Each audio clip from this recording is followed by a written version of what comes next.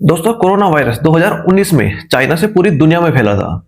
तो अब corona pandemic के 5 साल बाद चीन में फिर से एक नया वायरस सामने आया है। इस वायरस का नाम है HMPV, यानी ह्यूमन मेटान्यूमो वायरस। सोशल मीडिया पर ऐसी खबरें वायरल हो रही है कि चाइना में ये वायरस इस कदर तक फैल चुका है कि वहां पर लोगों के लिए हॉस्पिटल्स में बेड कम पड़ रहे हैं। चाइना के हेल्थ एक्सपर्ट्स ने इस वायरस से निपटने के लिए कुछ प्रोटोकॉल्स लागू किए हैं।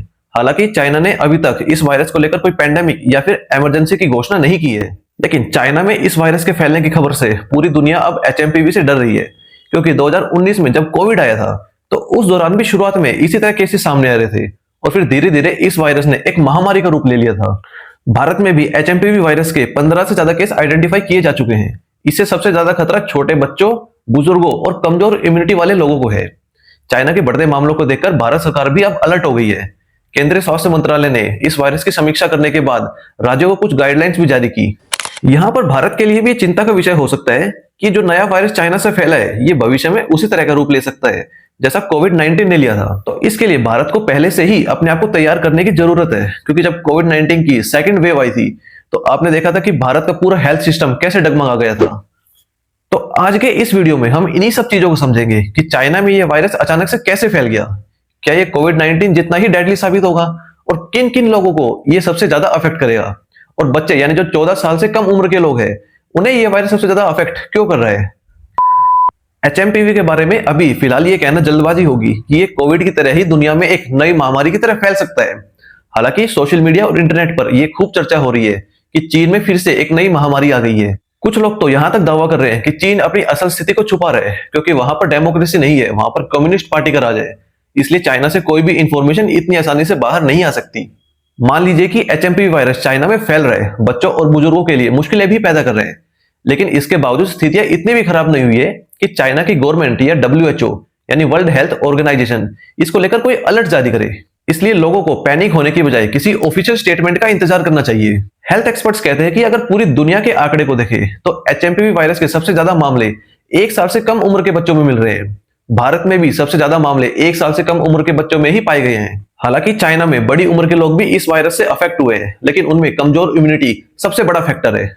मेडिकल एक्सपर्ट्स का मानना है कि जब तक ये साफ नहीं हो जाता कि HMPV वायरस ने अपने आप को म्यूटेट किया है और इसका नया म्यूटेशन खतरनाक है, तब तक पैनिक होने की कोई भी जरूरत नहीं है। भारत सरकार ने भी अपनी समीक्षा बैठक में यह साफ किया है कि HMPV कोई नया वायरस नहीं है, ये कई सालों से भारत और दूसरे देशों में बना हुआ है। अभी तक इसके कारण बहुत खराब स्थितियां देखने को नहीं मिली है। HMPV वायरस की पहचान पहली बार 2001 में हुई थी। नीदरलैंड्स के वैज्ञानिकों के एक ग्रुप ने बच्चों में इस वायरस के होने का पता लगाया था। रॉयटर्स के मुताबिक 2011 और 2012 में अमेरिका, कनाडा सहित कुछ देशों में HMPV के मामले सामने आए थे। वर्तमान में मीडिया रिपोर्ट्स के मुताबिक यह वायरस चाइना से ट्रेवल करते हुए भारत पहुंचा है और भारत के अलग अलग स्टेट्स में इसके मामले सामने आ रहे हैं। HMPV से इन्फेक्टेड होने पर मरीजों में सर्दी और कोविड-19 जैसे सिम्टम्स दिखाई दे रहे हैं। इसका सबसे ज्यादा असर छोटे बच्चों पर देखा जा रहा है। केंद्र सरकार ने राज्यों को ILI यानी इन्फ्लुएंजा लाइक इलनेस और SARS यानी सीवियर एक्यूट रेस्पिरेटरी सिंड्रोम जैसी रेस्पिरेटरी डिजीज की निगरानी बढ़ाने और HMPV के बारे में जागरूकता बढ़ाने की बात कही है। चाइना में HMPV के बढ़ते मामलों के बीच इमरजेंसी जैसे हालात बनने की बात कही गई थी। हालांकि भारत सरकार ने 4 जनवरी को जॉइंट मॉनिटरिंग ग्रुप की एक बैठक की थी। इसमें भारत सरकार ने कहा था कि सर्दी के मौसम में फ्लू जैसी स्थिति असामान्य नहीं है। बात करें HMPV के स्ट्रक्चर के बारे में, तो ये एक RNA वायरस है जिसके सिम्टम्स ठीक वैसे ही है जो आमतौर पर सर्दियों में होते हैं, जैसे खांसी होना, नेजल ब्लॉकेज या नेजल डिस्चार्ज, गले में खराश होना। जब आप किसी HMPV वायरस के पेशेंट के कांटेक्ट में आते हैं तो बहुत हद तक चांस है कि ये वायरस आपको भी इन्फेक्ट कर दे। किसी संक्रमित व्यक्ति से हाथ मिलाने या संक्रमित वस्तु को छूने से भी ये वायरस फैल सकता है। इसका इंक्यूबेशन पीरियड 3 से 5 दिन है, यानी ये वायरस जिस दिन आपकी बॉडी में एंट्री की और जिस दिन आपको इस वायरस से सिम्टम्स महसूस हुए, तो बीच में जितने दिनों का ये गैप है इसे इंक्यूबेशन पीरियड कहते हैं। HMPV वायरस और कोरोना वायरस दोनों अलग अलग फैमिली का हिस्सा है। बावजूद इसके इनके सिम्टम्स बहुत हद तक सिमिलर है। जैसे दोनों ही वायरस किसी भी व्यक्ति के रेस्पिरेटरी सिस्टम को डैमेज करते हैं और दोनों के फैलने का तरीका भी काफी सिमिलर है। दोनों ही केसेस में व्यक्ति को खांसी, जुकाम, गले में दर्द होना या सांस लेने में तकलीफ होती है। दोनों ही वायरस से सबसे ज्यादा खतरा बच्चों, बुजुर्गों और कमजोर इम्यूनिटी वाले लोगों को होता है। लेकिन यहाँ पर डॉक्टर्स का मानना है कि HMPV वायरस फिलहाल कोरोना की तरह दुनिया पर मंडरा रहा कोई खतरा नहीं है।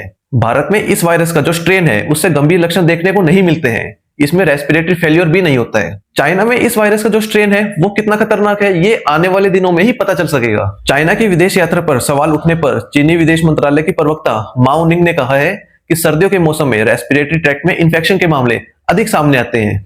पिछले साल के कंपैरिजन में इस साल रेस्पिरेटरी डिजीज कम गंभीर है और एक लो स्केल पर फैल रही है। हालांकि डब्ल्यूएचओ ने अभी तक चीन में फैल रहे इस वायरस को लेकर कोई अपडेट जारी नहीं किया है। कोविड आरएस एक्सचेंज के founder and chief editor doctor Shashank Hadda कहते हैं कि मीडिया इस वायरस को लेकर बढ़ा चढ़ाकर चिंता की स्थिति दिखा रहा है, जबकि आंकड़े कहते हैं कि अचानक से हॉस्पिटल्स में लोगों की भीड़ बढ़ने का कारण सिर्फ एचएमपी वायरस नहीं बल्कि अन्य वायरल इंफेक्शन भी है। एचएमपीवी जैसे वायरस आमतौर पर इस मौसम में अस्थायी रूप से फैलते हैं। कुछ दिनों बाद इनके मामलों में स्वाभाविक तौर पर गिरावट आ जाती है। इसलिए अस्पताल में ज्यादा लोगों के भर्ती होने का ये मतलब नहीं निकाला जाना चाहिए कि हेल्थ सर्विसेज फेल हो गई है। मौजूदा स्थिति पर निगरानी और संक्रमित लोगों को ज्यादा मेडिकल अटेंशन देना जरूरी है। लेकिन इस वायरस से कोरोना के डेल्टा वेरिएंट जैसे महामारी के संकट की संभावना काफी कम है। भारत सरकार ने कहा है कि भारत में आईसीएमआर और आईडीएसपी के जरिए आईएलआई और एसएआरआई के लिए एक स्ट्रॉन्ग मॉनिटरिंग सिस्टम मौजूद है। दोनों एजेंसियों के आंकड़ों से पता चलता है कि आईएलआई और एसएआरआई के मामलों में कोई असामान्य बढ़त नहीं हुई है।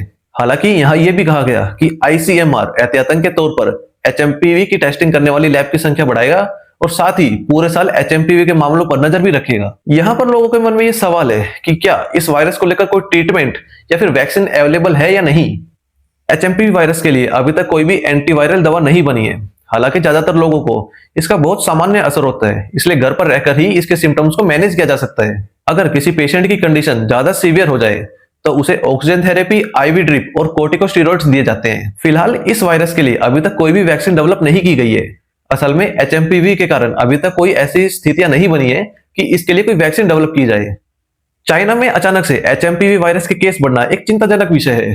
हो सकता है कि वहां पर इस वायरस ने अपने आप को म्यूटेट कर लिया हो, जैसा कि कोविड-19 के केस में हुआ था।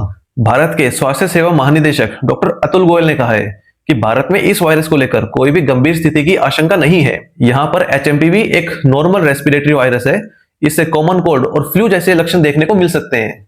लेकिन जैसे ही चाइना में इस वायरस के फैलने की खबर आई, सोशल मीडिया पर तमाम प्रकार के रूमर्स फैलाने शुरू कर दिए गए, जैसे कि फिर से लॉकडाउन लगने वाला है या फिर बोर्ड के एग्जाम कैंसिल कर दिए जाएंगे।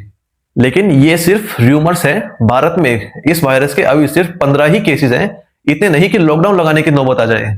हालांकि केंद्र सरकार ने भी इस वायरस को लेकर कुछ एडवाइजरी जारी की है, जिससे इसे आगे फैलने से रोका जाए। खांसते या छींकते वक्त अपने मुंह को कवर करें ताकि इससे कोई दूसरा व्यक्ति इन्फेक्ट ना हो। ज्यादा भीड़ भाड़ वाली जगहों पर जाने से बचें।